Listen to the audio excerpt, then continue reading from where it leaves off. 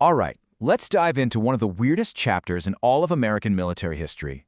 We're talking about a time when the future of the Wild West, well, it didn't ride on a horse, it rode on a hump. Yeah, I know, it sounds like a joke, right? Camels in the Wild West? But it is absolutely true. For a short time, back in the 1850s, the United States Army was dead serious that the key to conquering the American frontier was, in fact, the U.S. Army Camel Corps. So you gotta ask, how on earth did anyone come up with this idea? Well, to get it, you have to picture what America was like back then. The country was young, it was growing like crazy, and it was facing this just huge problem out west. Okay, so the year is 1848. The U.S. just wrapped up the Mexican-American War and suddenly found itself with all this new land, a massive chunk of what they called the Great American Desert. Then, bam, gold is struck in California. And just like that, thousands of people are streaming across this brutal, dry landscape. And the Army? Well, they were supposed to protect everyone and keep their own fort supplied.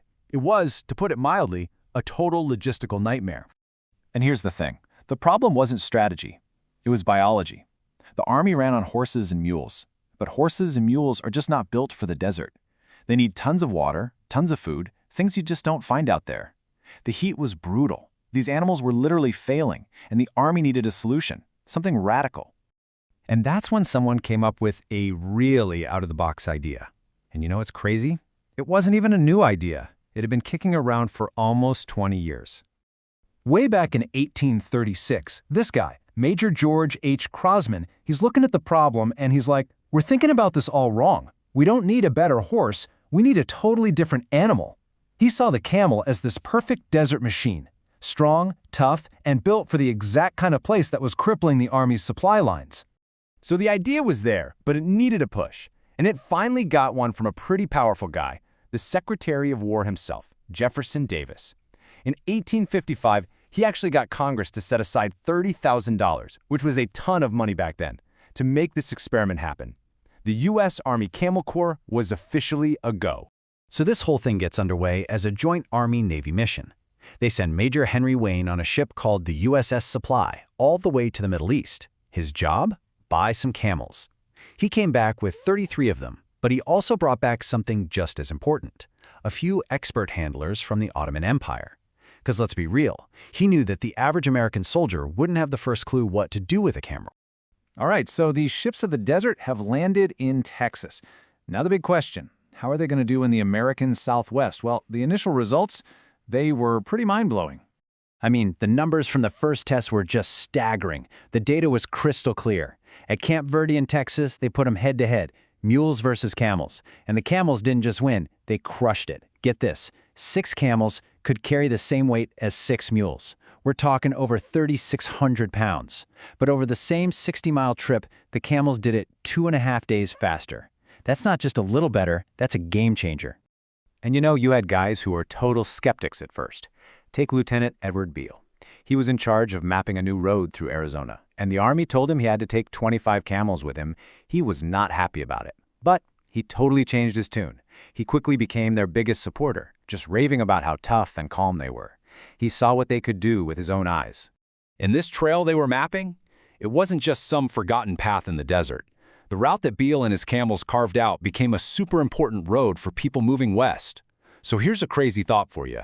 The next time you hear about the legendary Route 66, just remember, parts of that iconic American highway were first mapped out by a bunch of camels.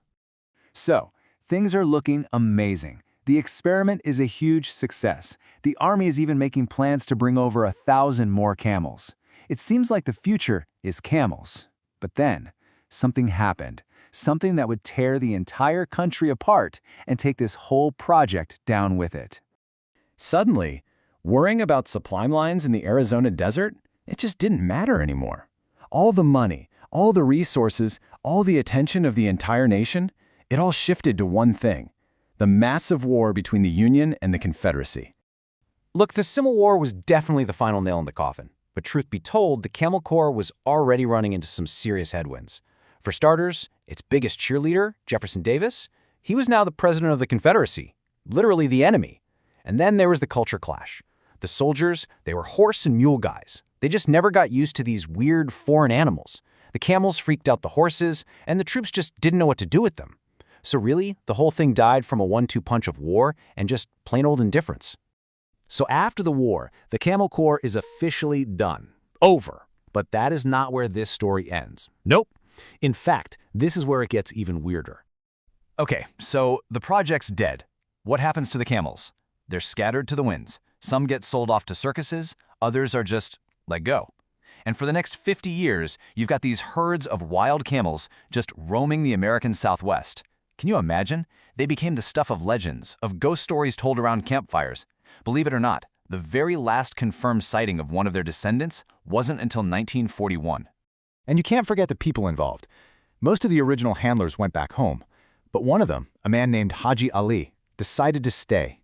The soldiers gave him a nickname, Hi Jolly, and he became a true American frontiersman.